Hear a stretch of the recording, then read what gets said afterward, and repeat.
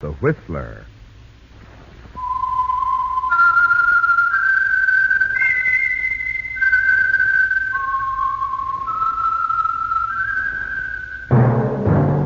That whistle is your signal, the Whistler.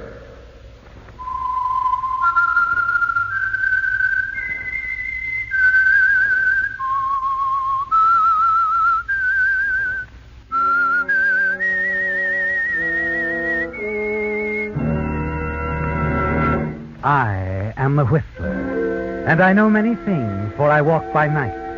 I know many strange tales, hidden in the hearts of men and women who have stepped into the shadows. Yes, I know the nameless terrors of which they dare not speak.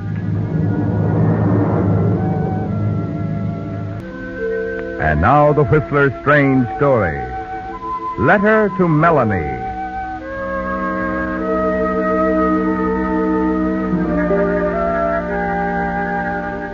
The tiny beanery on the main street was called the Heart of Gold, but the title bore little, if any, reference to the people who ate there.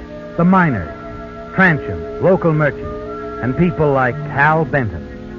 Perhaps the Heart of Gold held something more for Hal Benton. He was there regularly enough, every time he came into town from the mine in the back country of Sonora. Hal's partner, Walter Reese, was interested only in the mail and supplies. But for Hal, tall, young, and good-looking, there just might have been another attraction. Well, what'll it be for dessert, Hal, honey? Anything your little heart desires. Oh, you mean it, Terry? You know I do. Oh, fine. A piece of pie. Oh, the pie, he said. I'll bet you baked it with your own two little hands. Sometimes I don't think you'd notice if I had three. What about your partner? How about Walter? Walt! Uh-huh. Oh, sorry. Nothing for me, Terry. Okay, I'll get your pie, Hal. Oh, another letter from Melody, huh? I don't get you at all. Joining a pen club, writing to some dame you never met. I don't get it. No, I guess you wouldn't, Hal. Now, you think a good-looking guy like me... I know. A good-looking guy like you. Have to beat them off at the club. Oh, I was just kidding, Walt. Here's your slab of blueberry, honey. Oh, thanks, you gorgeous hunk of stuff. Oh, eat your pie, you two-timer. Hal, we should be getting back to camp soon. Oh, now, Walter, don't rush Loverboy out of town. He wants to play post office. Yeah, sure. Relax, Walter, relax. What's your hurry? Well, it's just that you're anxious to get back to your typewriter, huh? Hey, why don't you take in a movie, Walter? Do you good? Well, I don't know. How much do I owe you, Terry? $1.03. Here you are. Okay. Look, what time do you get off tonight, Terry? Oh, a couple of hours. Oh? You know something? What? This pie is lousy. Oh. Well... Hey, you leaving too? Yes, sir. I'm the impatient type, honey. 2 hours is a long time. Walter's right. Got to get back to camp. Oh, fine. So I'll see you around, sugar. Come on, Walt. Come on.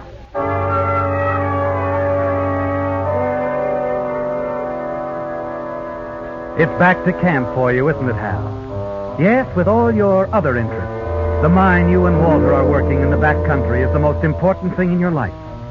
It's most important to Walter, too. Although he makes you wonder sometimes, like right now, back at your camp in the hills, sitting across from you by the lantern, pecking away at the old battered typewriter. Another letter to Melanie. Melanie Lawton, Walter's Correspondence Club sweetheart. Walt, what's the good of all this letter writing to your bashful widow in Tacoma if you never plan to meet the dame? Well, perhaps I do intend to meet Melanie. Sure. You don't believe me, Hal, do you? Just because it doesn't mean anything to you. You can have any woman you want, anytime, sure.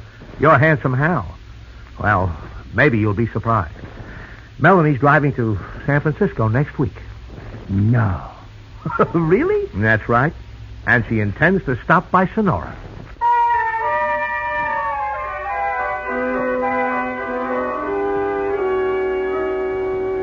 In the days that follow, you wonder about your partner. He's acting nervously, and you're certain it has to do with a visit from his pen partner, Melanie Lawton. And then one evening on your next trip into town, as you approach the hotel, Walter stops suddenly. What's the matter, Walt? Hal. Yeah? Hal, I'd like to go in alone. Could you perhaps go on down and meet Terry, maybe? I'm a little nervous. About what? About meeting her, Melanie. You really mean it? She's here? Inside, yes. That's her car up front. She wrote me about it. Well, well. Okay, Walter, sure. Go ahead, go meet your girlfriend. Hey, wait, are you going to tell her you're really Walter Reese instead of using that phony pen name that you've been using, William Blade? Yeah. Yeah, I think I should, now.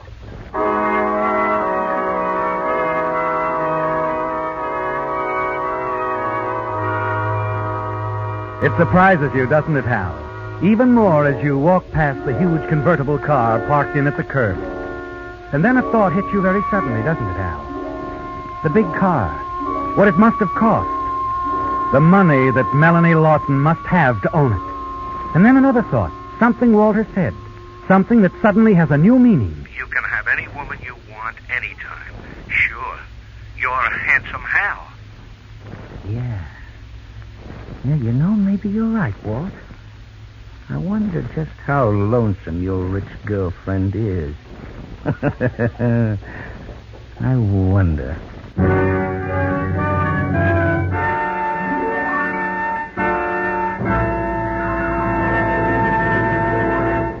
With the prologue of Letter to Melanie, another strange story by The Whistler.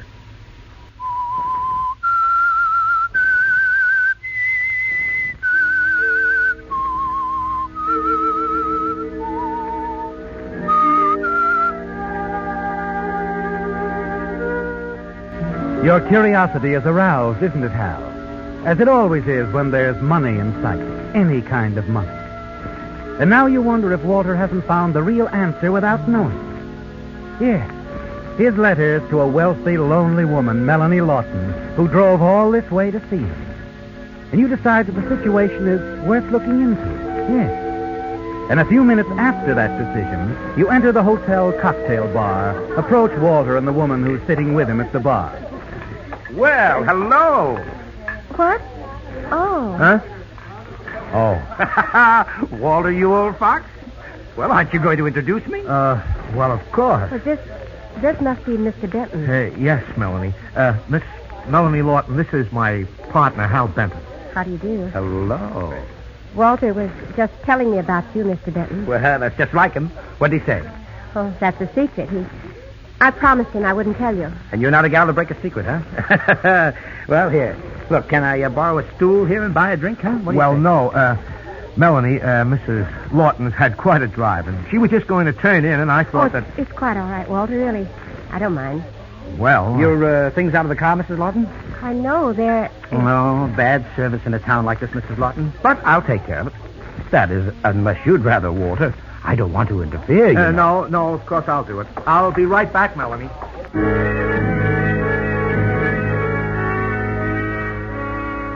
You watch him go. Realize that he isn't angry, only embarrassed and confused. And you concentrate on talking pleasantly with Melanie Lawton.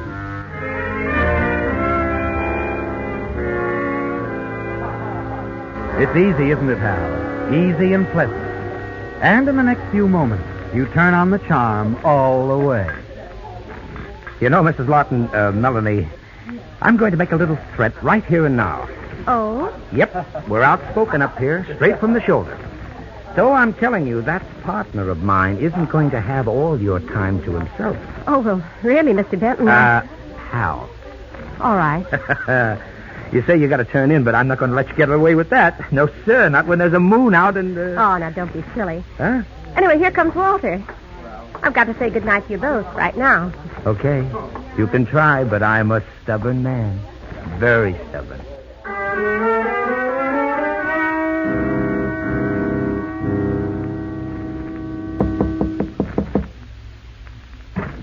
Yes? Oh, Mr. Benton. Hal. Oh, Mr. Benton, really? I know. You just said goodnight to me and to Walter. He believes it, too.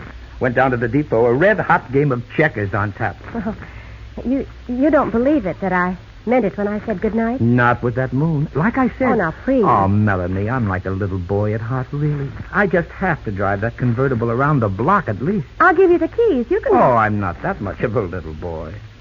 Oh, come on. Just around the block, Melanie. All right. just around the block, Mr. Benton. How?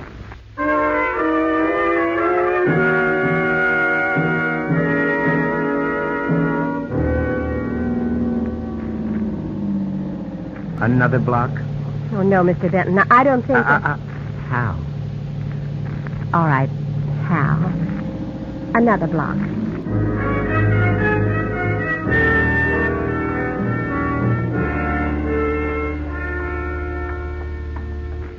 Well, like I said, Walter, I was on my way down here about a quarter of an hour ago, and I bumped into Melanie as she stepped out of the hotel. Hal, don't you think it's strange? I mean for her just to go to San Francisco without a word? Well, she told me to say goodbye to you.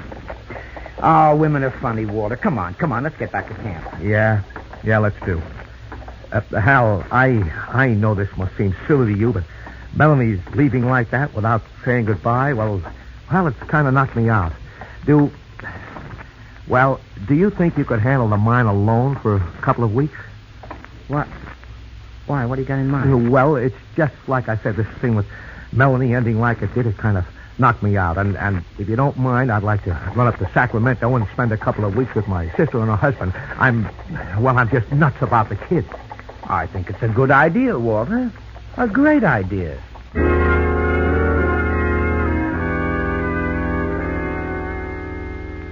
You didn't expect a lucky break like this, did you, Hal? The one thing that worried you, how to keep Walter in camp every evening while you gave your attention to the attractive and wealthy Melanie Lawson, has been solved by Walter's decision to visit his sister in Sacramento. The next evening, dining with Melanie, you're very sure of yourself and your charm. Hal, how come Walter didn't come in with you tonight? Well, he's gone. Gone? But I don't understand. Neither do I. He just up and left for Sacramento. Told me to tell you goodbye for him. But he wrote so many nice letters to me. Look, let's forget it, huh? They weren't wasted, the letters. After all, they brought us together. Yes. Yes, Hal, they did do that, but... Oh, I still can't see why Walter left like that. It's all so strange and yet so nice, too. Sure it is, and it'll keep getting nicer if you decide to stick around. Look, you don't really have to go down to San Francisco now, do you? No. No, it isn't important, really.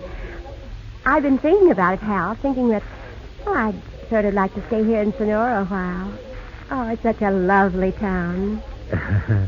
And the people are so friendly, So very friendly.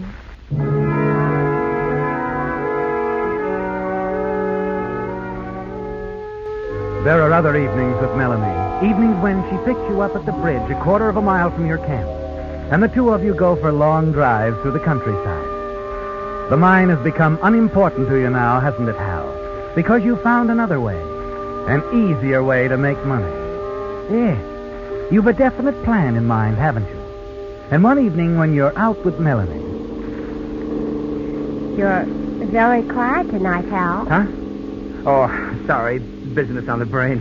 Oh, the mine? Yeah. And looks like Walter picked another lemon. I had a different spot all staked out. Mexico, but Walter couldn't see it. Even Muller couldn't talk him into it. Muller? Who's he? Oh, C.J. Muller. He's a friend of ours in San Francisco. Pretty shrewd speculator. Oh. Ah, but Walter wouldn't budge. Says Muller's percentage of the take is too high. Maybe he's right. Who'd be willing to take a chance on a couple of eggs like Walter and me? Oh, I see. Oh, look, it's too nice a night to talk about business. How about driving over to Jimtown? You ever been there? No, is it fun? Well, you'll love it. Turn right at the next intersection.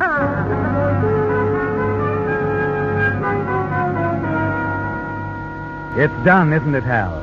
You've made the first move of the campaign.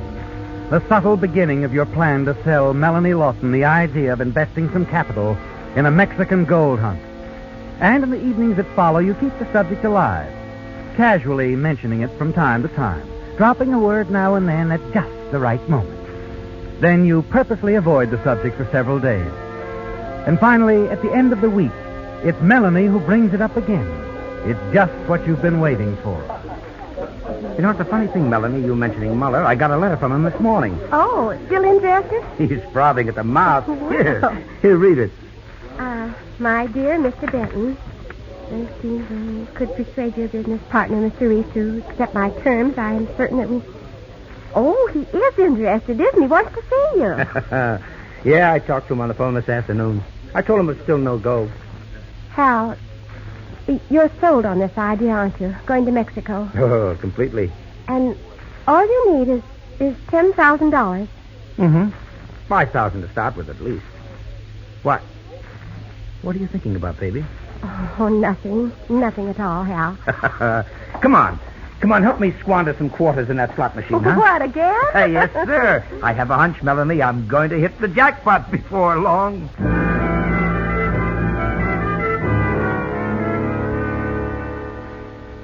You're fully confident now, aren't you, Hal? Your little scheme won't fail. The letter from Muller was all you needed. It's an old letter, and you changed the date on it. But Melanie doesn't know that, does she, Hal? The next evening, you're at the bridge waiting for Melanie as usual. An hour goes by. She's never been this late before, has she, Hal? And you're beginning to wonder if something has gone wrong when... Hi, Hal. Oh, I'm sorry I'm late. Well, you had me worried. Oh, really? Oh, I just got back from San Francisco. San Francisco? Yeah, and you want to know why? Here's this envelope. Huh? Open it. Go on, go on. Hey, wait a minute. What's this? Oh, it's $5,000, Hal. And it's yours to get you started. I'm your new partner. Oh, now, look, baby, look, I can't take this. Why, nonsense. It's a business deal. And I'm certainly old enough to know how to handle my money. And besides, I want to do it, Hal. Well, well, this calls for champagne, baby, a lot of it. And a very big evening.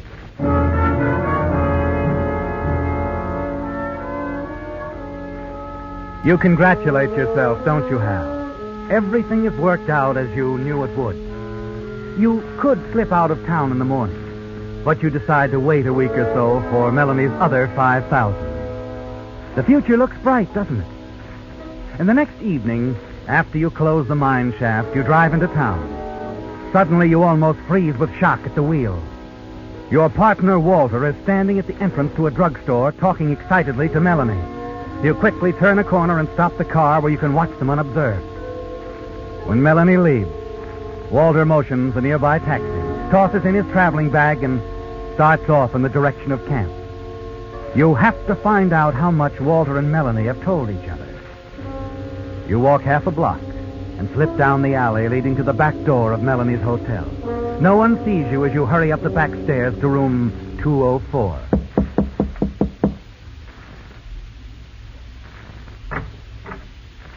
Oh, Hal. Hello, Melanie. You lied to me about the mine, didn't you, Hal? I saw you talking to Walter. What did he tell you? He didn't have to tell me anything. I knew something was wrong by the way he acted. Where'd he go? Back to camp. Oh, listen, he's putting on an act, honey. He's sore. He's trying to make trouble between us because you and No I... use, Hal. I phoned Mr. Miller in San Francisco. Oh, I see. He's been in Europe the past year. You were very clever, Hal. And I was very foolish. Okay. Well, what now? You want the money back? What? I don't care about the money. What? That doesn't matter. Oh, well, look, baby, look, we can straighten this out. No, we can't. What are you doing? I'm going to see to it that you never get the chance to pull this cheap trick again on some other foolish woman. Oh, now, wait a minute. You can have the dough back. I'm calling the police, Hal. No, you're not. Give me that. Give me that phone. Call the police, will you?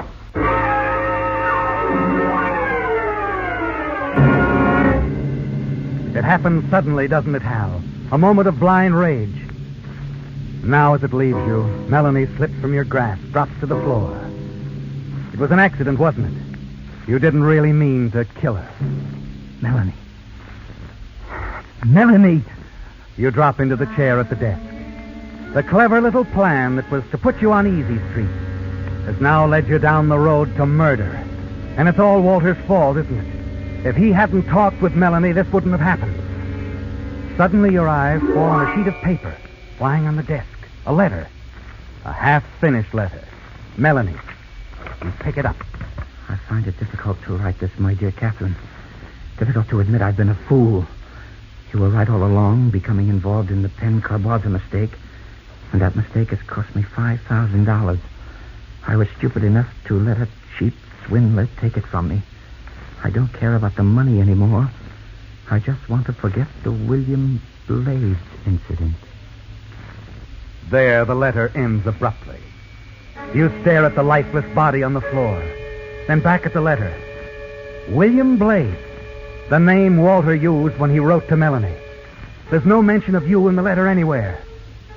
Suddenly, the way out becomes clear to you.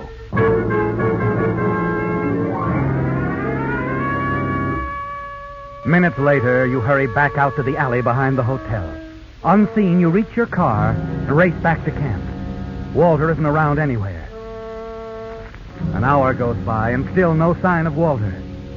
Then shortly after 10, a twig snaps behind you, and Walter steps into the clearing. So you're back. Yes. I got in this afternoon. Where have you been? Out for a walk. Hal, I saw Melanie earlier this evening. You've got to give back that money. Never mind about me. You better start packing. You're leaving. Leaving? Unless you want to stick around to face a murder rap. What? It's Melanie. She's dead. Dead? You... Maybe you'd better sit down. I'll explain the whole setup to you, and I'll make it real clear.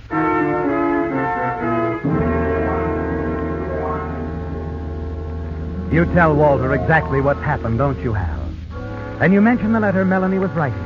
The letter that will implicate William Blades. That everything will point to him. That you'll have to tell the police about his connection with Melanie Lawton. Reveal him as William Blades. Walter stares at you, an expression of horror on his face. Why didn't you destroy the letter? They would never have known about William Blades. I had to protect myself. I'm sorry it's you, Walter, but I had to have a clay pigeon. You're it. You'd really do this to me? I have to. But I'll do the best I can to help you get away. Now go on, pack your stuff and beat it. When the police get here, I'll tell them you took the car and headed for San Francisco. You can go in the opposite direction and get the jump on them. Now here are the car keys. Happy journey.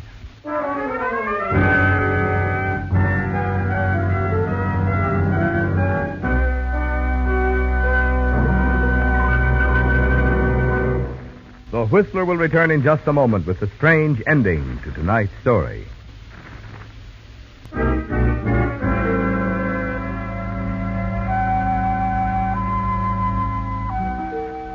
It's over, isn't it, Hal?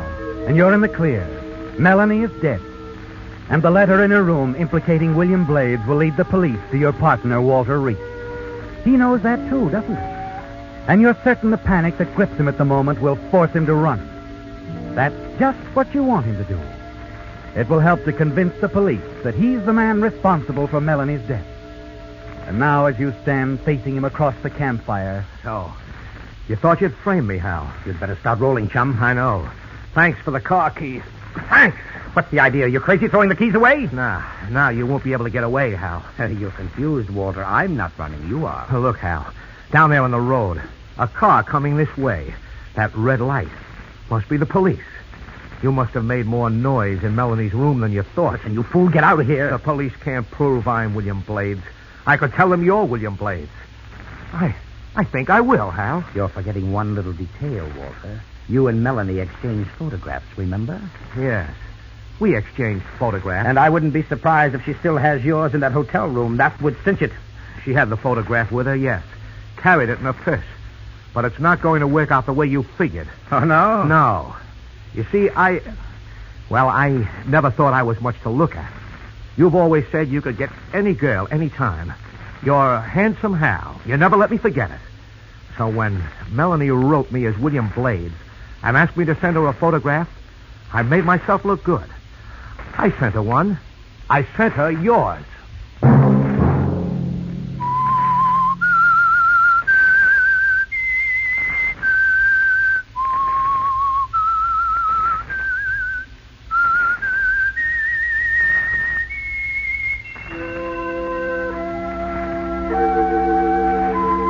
Let that whistle be your signal for the Whistler each Sunday night at this same time.